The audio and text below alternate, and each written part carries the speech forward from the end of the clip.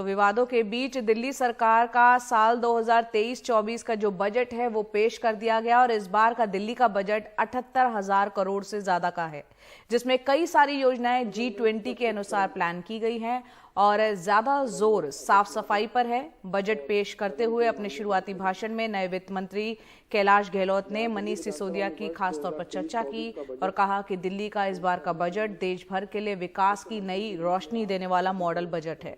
इससे पहले दिल्ली के उपराज्यपाल विनय कुमार सक्सेना ने केंद्रीय योजनाओं के लागू नहीं होने, बजट खर्च और प्रचार प्रसार पर ज्यादा धन खर्च करने को लेकर सवाल उठाए थे, जबकि बजट को गृह मंत्रालय से भी मंजूरी नहीं मिली थी। सभी के आदरणीय पूर्व डिप्टी सीएम मनीष सिसोदिया जी दोबारा प्रस्तुत किया जाता। मनीष सिसोदिया जी मेरे बड़े भाई। पिछले 8 वर्षों में दिल्ली सरकार ने कुछ ऐतिहासिक बुनियादी इंफ्रास्ट्रक्चर प्रोजेक्ट्स को पूरा किया है, जिसने दिल्ली का चेहरा बदल दिया है। 2018 में बनकर तैयार हुआ सिग्नेचर ब्रिज आज दिल्ली वासियों को गर्व का एहसास कराता है। सराय काले खां और आईने बाजार को जोड़ने वाला बारापुला फ्लाईओवर का दूसरा चरण भी 2018 में जाकर पूरा हुआ। बारापुला फ्लाईओवर का तीसरा चरण भी जल्द ही पूरा होने की उम्मीद है। पिछले 8 वर्षों में पीडब्ल्यूडी ने 28 नए फ्लाईओवर, अध्यक्ष जी, 28 नए फ्लाईओवर, एलिवेटेड सड़कों और पुलों का निर्माण किया है। दिल्ली के 3 कूड़े के पहाड़ पिछले कई दशकों से दिल्ली की छवि पर एक काला धब्बा रही है। हालांकि कचरे के पहाड़ से निपटने का काम एमसीडी के दायरे में आता है, लेकिन दिल्ली के लोगों की खातिर हम एमसीडी के साथ मिलकर काम करेंगे और तीनों कूड़े के पहाड़ों का अंत सुनिश्चित करने के लिए हर संभव सहयोग प्रदान करेंगे। और शरद शर्मा हमारे साथ जुड़ रहे हैं इस बजट में क्या कुछ खास रहा बताने के लिए। शरद, यहाँ पर बजट पेश कर दिया है और कैलाश गहलोत उनका ये पहला बजट था बतौर वित्त मंत्री, क्या क्या खास रहा इस बजट में?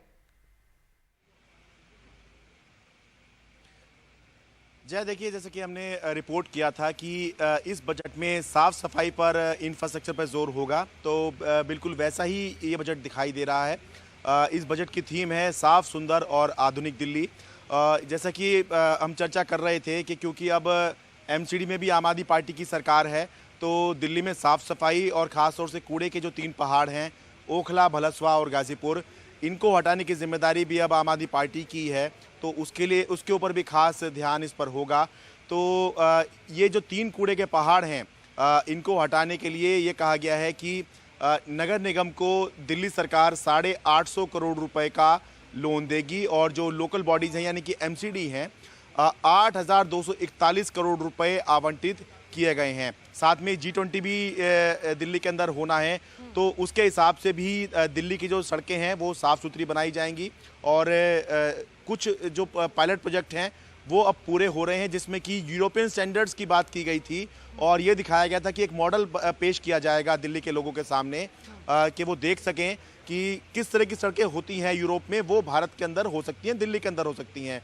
तो कुछ जो प्रोजेक्ट थे वो अब पूरे होने वाले हैं, जैसे कि मोतीबाग पे, राजघाट पे हमने देखा, तो वो जो है दिल्ली सरकार आगे बढ़ाएगी और 26 नए फ्लाईओवर और ख़ास तौर से 3 डबल डेकर फ्लाईओवर, यानी कि जिस पर ऊपर मेट्रो चलेगी और नीचे जो है ट्रैफिक चलेगा, जैसे कि भजनपुरा में एक बन रहा है, ठीक उस तरह के 3 नए फ्लाईओवर की बात की है। तो कुल मिलाकर ये साफ सफाई का बजट है। हाँ।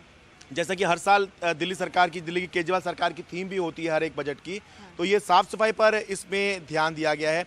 अच्छी बात होगी अगर ये जो बजट में आवंटन किया गया है, बातें की गई हैं, अगर ये हो जाए तो साफ सफाई के स्तर पर जो लोग दिल्ली के अंदर परेशान हैं उनको काफ़ी राहत मिल सकती है। और एक बहुत अहम बात है बताने वाली इसमें जया, दिल्ली के अंदर अभी 300 इलेक्ट्रिक बसें हैं।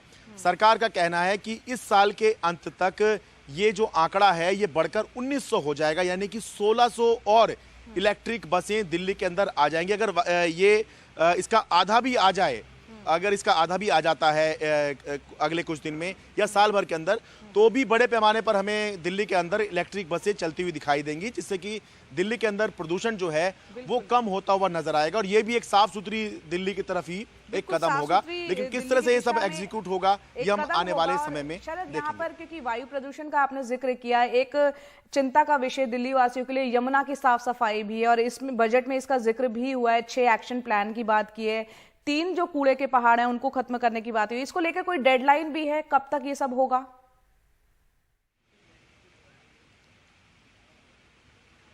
देखिए, 6 पॉइंट यमुना एक्शन प्लान इसमें बताया गया है कि किस तरह से ये साफ होगा। इसमें वैसे तो अब 2 साल ही हैं, 3 साल इस सरकार को हो चुके हैं, तो टेक्निकली 2 साल ही हैं। और आम आदमी पार्टी ने वादा भी किया हुआ है, अरविंद केजरीवाल ने वादा किया 2025 में वो यमुना में डुबकी लगवाएंगे, यमुना पूरी तरह साफ कर देंगे।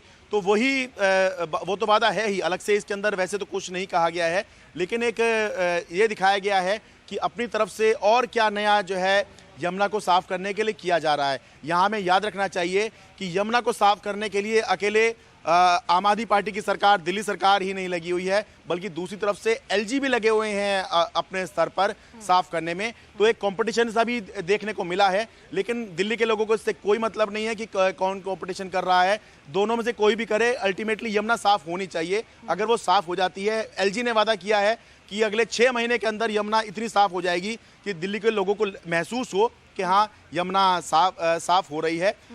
एलजी जो हैं वो ड्रेन्स पर काम कर रहे हैं कि अलग अलग नाले जो यमुना में गिरते हैं कैसे उनको रोका जाए, जबकि दिल्ली सरकार का जो फोकस है वो सीवेज ट्रीटमेंट प्लांट पर है, जो अलग अलग कॉलोनियों से, इंडस्ट्रियल इलाकों से जो सीवेज आता है वो सीधे यमुना में ना गिरे, और वो अगर ट्रीट करने के बाद अगर यमुना में आता है तो यमुना की स्थिति जो है वो पहले से काफ़ी बेहतर हो जाएगी। खासतौर से जो दिल्ली के अंदर यमुना के अंदर झाग दिखते हैं, कम से कम वो दिखाई नहीं देंगे अगर सीवेज ट्रीटमेंट प्लांट वाला जो प्रोजेक्ट है जो दिल्ली सरकार का है वो पूरा हो जाए। और बाकी ड्रेन्स तो जो हैं, जो नाले जो हैं वो तो यमुना को गंदा करते ही हैं, अगर वो रुक जाएं, ये दोनों काम हो जाए तो यमुना वैसे ही साफ हो जाएगी। फिर उसके बाद बस आम लोगों की समस्या रह जाएगी। जो सुर्खियां बने वो यमुना साफ सुथरी सुंदर नजर आए, जो कि एक लॉकडाउन के वक्त हमने सबने देखी भी थी, वो सुर्खियां बने, बजाय कि जो छठ के पर्व के मौके पर जो झाग वाली महिलाएं उसमें डुबकी लगाते हुए दिखती हैं वो सुर्खियां ना बने। बहुत बहुत शुक्रिया शरद, हमसे इस पूरी बातचीत के लिए।